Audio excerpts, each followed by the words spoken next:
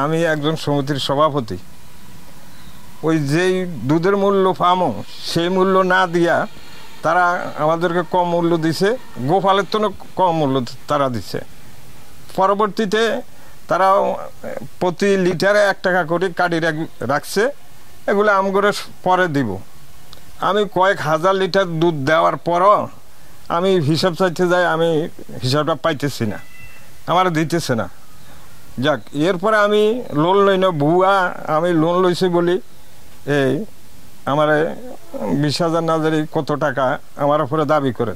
তারপরে আমি টাকা দেওয়ার পরে এখনও আমার থেকে আমি এমন কোনো রেকর্ড আমার জীবনে আমার ইতিহাসে নয় আমি কারো 10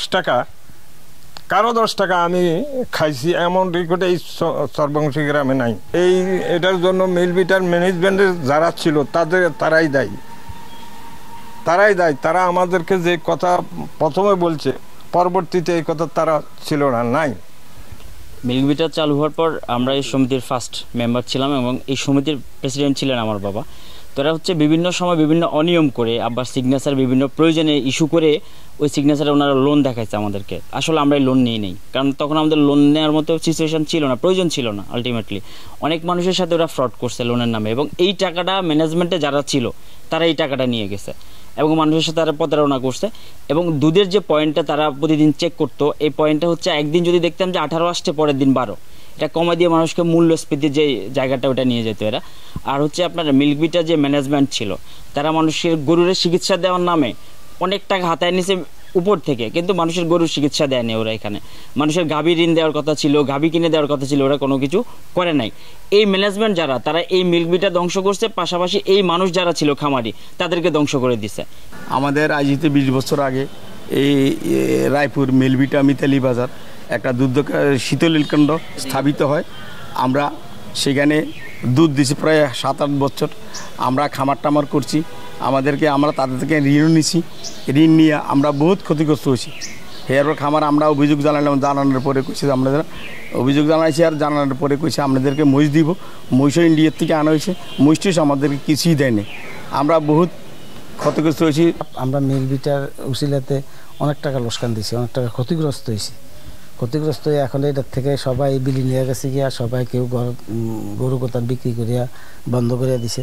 একজন এক ধান্দা গেছে গিয়া, কেউ হয়তো বিদেশ গেছে গিয়া, কেউ অন্য ব্যবসা বাণিজ্য ধরছে, একজন এক লাইনে গেছে গিয়া আর কি।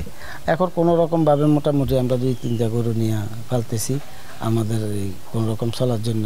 এখন মিলবিটার বন্ধ করে দিছে, আমাদের দুধ নেওয়া বন্ধ করে দিছে। আমরা এখন বেকার অবস্থা, আমরা দুধ বেচতেও পারি না। এখন দুধের দাম বেশি, সেটা দুধ নেয়নি। আমাদের গরু বিক্রি করে লাইছি, আমরা কেউ কাজকর্ম করি, এই মিলে আমাদের সংসার কেমনে চলবে? আমরা এখন নিরুপায় গরু বিক্রি করে লাইছি। এখন মহিষ বুড়ো হয়ে গেছে গিয়া এবং অনেক মহিষ আছে 20 টিকে না, বয়স হয়ে যেন 20 টিকে নেয়, যদিও টিকে দেয় আছে 62 টিকে দেয় নাই। আর দুধ এই জন্য কমে গেছে গিয়া। দুধ এমন মনে করেন হয় হয়তো 70 কমই হয়, 65-60-এর ভিতরে থাকে দুধ। লস হয় এখন ধরেন প্রতি মাসে যে খাদ্য লাগে, খাদ্য এই পরিমাণে তো দুধ হয়নি। তারপর যে জনপদ, আমরা যে কয়জন ওয়ার্কার কাজ করি, আমরা এখানে 6 জন আছি, অফিস আছে, মানে সব মিলে একটু প্রতি মাসে বিদ্যুৎ বিলে আইয়ে প্রায় 25,000 টাকার মতন আসে। ওই পরিমাণে তো দুধ হয়নি, ওই পরিমাণে দুধ না হওয়াতে লসের ইয়েতে আছে। বাইরে থেকে যেগুলা দুধ দিত গোয়ালরা, তাদের পোষায় না এই কারণে, আর কোম্পানিরও পোষায় না, দুধ কম হয়, নষ্ট হয়ে যায় এই কারণে। দুধ শীতলীকরণ প্যাকেটজাতকরণ মেশিন ছিল, এগুলো নিয়ে গেছে, এখানে পোষায় না, দুধ কম হয় এই কারণে।